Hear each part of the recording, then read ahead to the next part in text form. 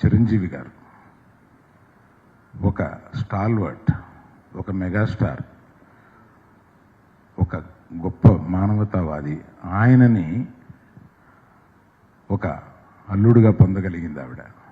అల్లుడుగా ఆయనకి ఆమెకి ఉండే సంబంధం కూడా నేను మళ్ళీ చివరిలో చెప్తాను. అటువంటి చిరంజీవి గారు అల్లుడు. తర్వాత ఆమె సొంత మనవళ్ళు, అటు అర్జున్ కానీ ఇటు మన రామ్ చరణ్ కానీ దేశ విదేశాల్లో ప్రఖ్యాతిగాంచిన ఒక నటులు. అటువంటి వాళ్ళే కాకుండా తన దగ్గర బంధువుల్లో ఒక అల్లు శిరీష్, అల్లు వెంకటేష్,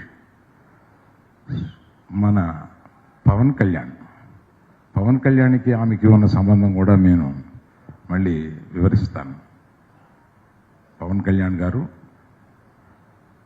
ఆ తర్వాత కుటుంబంలో అనేక మంది ఎంతో ఉన్నత స్థాయికి చేరిన అనేక మంది ఉన్నారు. అందులో మన వరుణ్ తేజ్ కానీ, మన తేజు కానీ, ఇంకా ఇతర నటులు నటీమణులు కానీ ఎంతోమంది, ఇంతమంది తన లైఫ్లో చూస్తూ ఒక ఆశ్చర్యకరమైన విషయం చెప్తాను. ఆమె మనవలు మనవరాళ్ళు కాకుండా ముని మనవలు మనవరాళ్ళు కలిపితే 12 మంది ఉన్నారు. 12 మంది ముని మనవలు మనవరాళ్ళు, గ్రేట్ గ్రాండ్ చిల్డ్రన్లో 10 మంది ఆమె తుది ప్రయాణాన్ని అటెండ్ అవ్వగలిగారు.